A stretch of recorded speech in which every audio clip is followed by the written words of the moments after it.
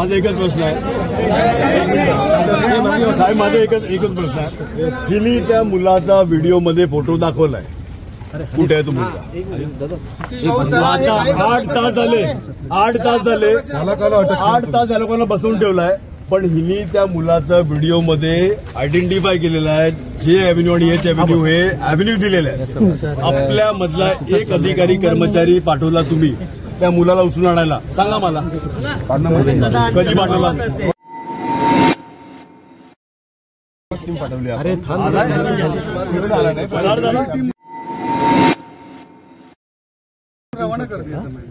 साहेब माहितीये कुठे राहतो तो, सगळ्यांना माहिती. विरार के ग्लोबल सिटी इलाके में बीजेपी द्वारा एक प्रोग्राम आयोजन किया गया था, जिसके अंदर एक शर्मनाक घटना हुई है. हमारी साथी पत्रकार अदिति सिंह के साथ में गलत जो है व्यवहार किया गया किसी लोगों के द्वारा. जानेंगे उनसे कि क्या कुछ मामला हुआ था पूरा, और इसके ऊपर फिर पुलिस प्रशासन ने क्या किया है और क्या पूरा घटनाक्रम था, हम उनसे जानेंगे क्या हुआ उस वक्त और क्या कुछ मतलब मामले पर ये सारी बातें हुई. नमस्कार, मेरा नाम अदिति सिंह है. कल विरार की ग्लोबल सिटी में एक कार्यक्रम था, मैं वहां पर कवरेज के लिए गई हुई थी. वो कार्यक्रम वचन पूर्ति पानी कुछ ऐसे था, वो कवर करने के लिए मैं गई थी. उस समय वहां पर विधायक आए थे, हमारे वसई और विरार दोनों ही विधानसभा के विधायक वहां पर थे. हमेशा की तरह मैं उनसे प्रतिक्रिया लेने के लिए गई. दोनों ही विधायकों ने हर बार की तरह प्रतिक्रिया देने से बचने की कोशिश की. हर बार जब मैं प्रतिक्रिया लेने के लिए जाती हूँ वो बचते हैं. इस बार भी उन्होंने वही किया. फिर उसके बाद मैं वहां पर आवेदन जो उस कार्यक्रम के आयोजक थे, मैं उनकी प्रतिक्रिया लेने के लिए गई, जिनका नाम मयूरेश वाघ है.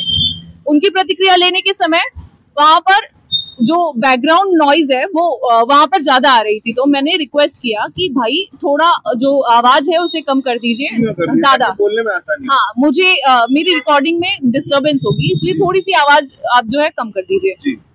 मेरी मांग को ना सुनते हुए उन लोगों ने वहां पे और तेज से उसको वॉल्यूम और अप किया, और उसके बाद में जय श्री राम के नाम का हूटिंग उन्होंने स्टार्ट किया. हूटिंग स्टार्ट करने के बाद में वहां पर धक्का मुक्की शुरू हुई. तो मेरे जो साथी पत्रकार थे उन लोगों ने उसका विरोध करने का कोशिश किया. उन लोगों ने विरोध किया कि हाँ, महिला पत्रकार है, धक्का मुक्की मत करिए. इन लोगों की बातें नहीं सुनी गई, उन लोगों के साथ भी बदतमीजी की गई. उन लोगों के साथ जब बदतमीजी की गई, मुझे लगा कि शायद वो मेन है, वो पुरुष है, शायद इसलिए धक्का मुक्की में लोग ध्यान नहीं दे रहे होंगे. मैं पीछे मेरे जो लोग थे, तो मैं ऐसे घूमी, और घूमने के बाद में मैंने उन्हें बोला कि दादा जय श्री राम, मैं भी बोल रही हूँ जय श्री राम, लेकिन थोड़ा ध्यान से, आगे लेडी है, ये ध्यान रखिए. तो उस शख्स ने अपने मुंह में कुछ भरा हुआ था, वो कुछ खा रहा था, और उन्होंने जोर से दोनों हाथ ऊपर करके जय श्री राम बोल के, जो हड़ हड़ करके ये भाषा थी उनकी, हड़ चल हड़, इस तरह की भाषा थी जो अमर्यादित है. और सभ्य भाषा का इस्तेमाल किया, असभ्य भाषा, अमर्यादित भाषा. और फिर उसके बाद उन्होंने जय श्री राम का नाम लिया. मेरे जो श्री राम है वो मर्यादा पुरुषोत्तम है, इसलिए मेरा ज्यादा विरोध है. मेरे श्री राम ने कभी को किसी को अमर्यादित रहन सहन की शिक्षा नहीं दी है. तो अगर आप उनका नाम ले रहे हैं और आप किसी महिला के साथ में बदतमीजी कर रहे हैं, इस तरीके से उसे ढकेल रहे हैं गलत तरीके से, और उसके बाद में उससे जो है बदतमीजी कर रहे हैं, और आप जय श्री राम का नारा लगा रहे हैं, तो आपको क्या लगता है जय श्री राम के नाम के आड़ में आप कुछ भी करेंगे और हम उसको सह कर लेंगे? आज राम भी जहां से देख रहे होंगे इस घटना को, निश्चित तौर पर वो दुखी होंगे, जो धर्म के ठेकेदार बन के घूमते हैं. मैं आज उन लोगों को पूछना चाहूंगी, क्यों नहीं है आज वो मेरे साथ में, क्यों नहीं मेरे लिए आवाज उठा रहे हैं, क्यों इसे एक राजनीतिक मोड़ देने की कोशिश की जा रही है? मेरा राजनीति से कोई लेना देना नहीं है. वहां बहुजन विकास आघाड़ी के लोग थे या कौन था, उनका क्या मसला था, उनका क्या कचरा था, आई डोंट नो. उनका जो कुछ था वो पूरा एक अलग सिचुएशन था. मेरा जो कुछ था वो पूरा एक अलग सिचुएशन था. जिस देश में महिला को देवी समझकर पूजा जाता है, भारत, हमारा देश भारत है, भारत माता कहा जाता है, इस देश में ऐसी सोच आना और मर्यादा पुरुषोत्तम भगवान श्री राम का नाम ले करके इस तरीके की अमर्यादित घटनाएं करना कहां तक सही है? बहुत अच्छी लाइन आपने कही। इसी लाइन से मैं कब से मेरे दिमाग में ये लाइन है कि अगर जब जब तुम राम का नाम लेके रावण का काम करने की कोशिश करोगे ना, तो मुझे मजबूर करोगे कि मैं दुर्गा के रूप में आऊंगी और मैं निश्चित तौर पे इसका विरोध करूंगी, खुल के विरोध करूंगी। अगर तुमको लग रहा है कि तुम मुझे पेड़ पत्रकार और दुनियादारी जो तमाम फलाना ढिमकाना कमेंट जो गेम चल रहा है, इससे अगर तुम मुझे डरा पाओगे तो बिल्कुल नहीं डरा पाओगे। मैं बहुत हिम्मती हूँ, मैं सही हूँ और मैं 5 साल से पत्रकारिता कर रही हूँ। आज तक मेरे साथ में इस तरह की बदसलूकी नहीं हुई है। मैंने तमाम लोगों से सवाल किए हैं, मैंने तमाम लोगों से जवाब लिए हैं, तमाम लोगों का साक्षात्कार किया है, कभी मेरे साथ इस तरह की घटना नहीं हुई। लेकिन ये जो घटना हुई है, निश्चित तौर पर इसके लिए वो लोग जिम्मेदार हैं जो लोग वहां पर आयोजन करता थे। वो लोगों ने इस घटना को रोकने की कोशिश नहीं की। उसके बाद जब मेरे साथ में ये अभद्र व्यवहार किया गया, मैं इसका विरोध करने के लिए अपनी आवाज बढ़ाना चाह रही थी, तो वहां के लोगों ने मेरी आवाज दबाने के लिए हूटिंग को और तेज किया। जब मैं देखी मेरी आवाज को दबाने की कोशिश की जा रही है, मैं भागकर स्टेज पर खड़ी हुई कि अगर आप सोच रहे हैं कि मैं अकेली हूं और मेरी आवाज को दबा रहे हैं तो ऐसा नहीं होगा।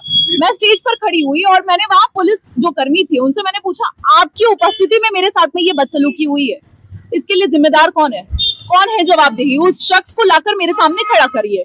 जब आपकी ये बातें बाहर आ गई और जब पुलिस प्रशासन तक ये बात पहुंच गई, तो क्या हमारे जो यहाँ के विधायक हैं, क्या उनकी तरफ से कोई सपोर्ट आया आपको, ये कहते हुए कि बेटा हम आपके साथ हैं, या कुछ इस तरीके से? नहीं, उन्होंने कल के कार्यक्रम की बेहद प्रशंसा की, ट्वीट किया, रील्स शेयर किए, बाकी चीजें की उन्होंने, लेकिन उन्होंने इस पूरी घटना पर मुझे लगता है उनकी नजर ही नहीं पहुंची। जबकि पूरी सोशल मीडिया पर आग की तरह ये घटना फैली हुई है, उसके बावजूद उन्होंने एक महिला या एक लड़की के साथ में ये जो व्यवहार हुआ है उस पर टिप्पणी करना जरूरी नहीं समझा। मैं उनकी इस कदम को जरूर सराहती अगर वो खुद सामने आते और उस शख्स के खिलाफ वो लोग खुद मेरे साथ में खड़े होते। कल जो लोग वहां पर खड़े हुए, मैंने किसी को नहीं बुलाया था, वो लोग खुद की इच्छा से आए थे।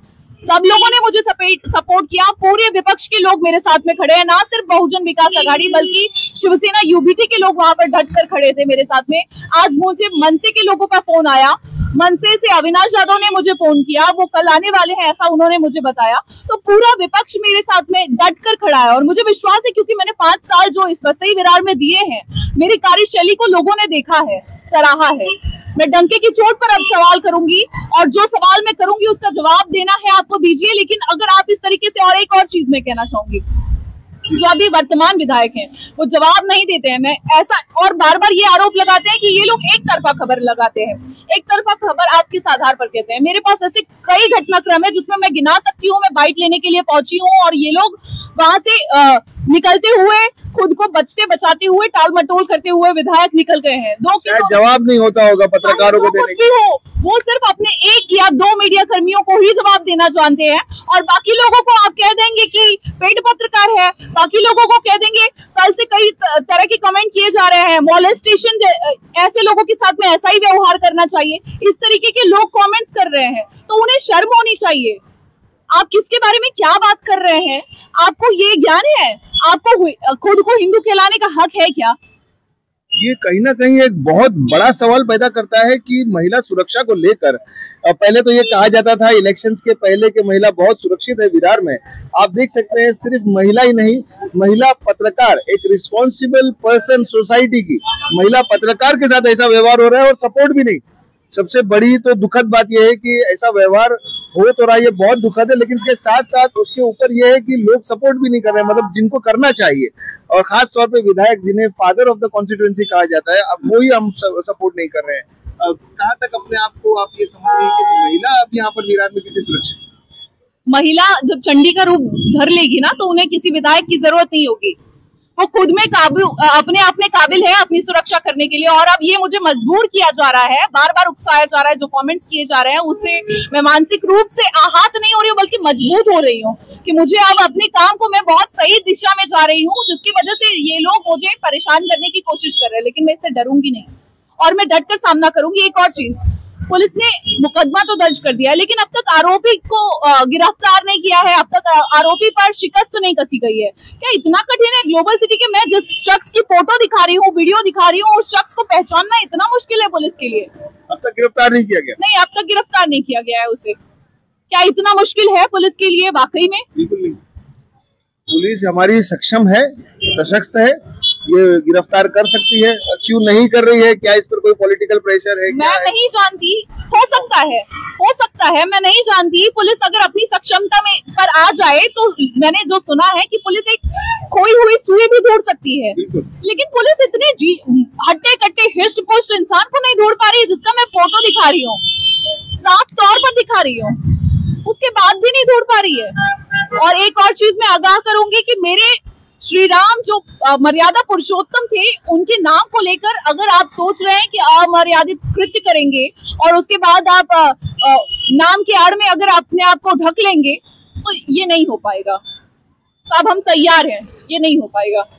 आप तैयार हैं, हम भी तैयार हैं, आपका पूरा साथ देंगे किसी भी महिला के साथ, और खास तौर पर महिला पत्रकार हमारे सोसाइटी से, हमारे फर्टिलिटी से आती हैं, हमारी साथी पत्रकार हैं। हम इनके साथ आज ये बताना चाहते हैं सारे व्यूवर्स को जो अब इस वक्त ये न्यूज देख रहे हैं कि हम अदिति सिंह के साथ खड़े हैं और इस लड़ाई में हम पूरा साथ देंगे और आपको हर एक पल की खबर देते रहेंगे कि इसमें क्या क्या डेवलपमेंट्स हो रहे हैं, कहां पर कमी की जा रही है और कहां पर कैसे सख्ती से इसके कदम आगे बढ़ते जा रहे हैं। पुलिस प्रशासन से सवाल होगा, सभी पॉलिटिकल पार्टी से सवाल होगा। जो आरोपी है इसके अंदर, उसको जेल के पीछे जरूर जाना होगा, उसको कानून को फेस जरूर करना होगा। He has to face the law. Aditi Singh ji, हम इतना आपको एश्योर करते हैं, हम आपके साथ हैं और इस लड़ाई को हम आगे जरूर दिखाएंगे, सारे लोगों को आपकी आवाज जरूर पहुंचाएंगे। साथ ही साथ हमारे बहुजन विकास आघाड़ी के बशीर शेख जी हैं, उनसे भी सवाल करेंगे। शेख साहब, क्या कहना चाहेंगे? इतनी बड़ी घटना हो गई विरार के अंदर, ग्लोबल सिटी के अंदर, एक महिला जो कि पत्रकार है, उनके साथ इतनी घटना हो गई और सपोर्ट नहीं है, ये बड़ी दुखद बात है। ये तो देखो क्या है, मतलब अभी मैं तो क्या बोलूं वाले, मतलब बोलने वाले शब्द नहीं है, क्योंकि हमने देखा इतने सालों में कभी कोई भी एक सामान्य से महिलाओं को भी कभी तकलीफ नहीं हुई है, और ये तो हमारे चौथा स्तन है, पूरे हिंदुस्तान का चौथा स्तन है। उनको जब ऐसे तरीके से ट्रीट किया जा रहा है, उनके साथ ऐसे तरीके से बिहेव कर रहा है, और कोई प्रोग्राम में बुलाकर, आप प्रोग्राम में बुलाते हो उसके बाद ऐसे तरीके बिहेव करके, और एक महिला के साथ, तो आपको शर्म आना चाहिए। आपको ये चीज सोचनी चाहिए कि भारत की संविधान कहाँ है और संविधान के दायरा कहाँ, कौन से लेवल तक होता है। तो तुम ऐसे कोई भी नारे लगाओ, हमें नारों का विरोध नहीं है, लेकिन एक महिला पत्रकार के साथ ऐसा बिहेव आप करने के बाद हम कोई भी चुप बैठने वाले नहीं है। हम तन मन धन से उनके साथ में है, और हमारी पार्टी इतने 365 दिन लोगों के बीच में काम करती है। कभी हम हमारे वसी विरार में किसी महिला को छेड़ने का और महिला के ऊपर दुरुपयोग करने का और ऐसे गलत कोई प्रोग्राम में जाने के बाद उसको तकलीफ होने वाला काम आज तक नहीं हुआ है, लेकिन ये प्रोग्राम में दिखाई दे रहे। और ये दुख की बात है, हमारी वसई की महिला एक MLA महिला है, उसके बाद भी ये हरकत हुई है उस प्रोग्राम के अंदर, और वो खुद थे उस जगह पर। देखो क्या मतलब, क्या बोला जाए, बोलने के लिए शब्द उसमें बहुत सारे कम है, क्योंकि कैसा ये निंदनीय विषय है।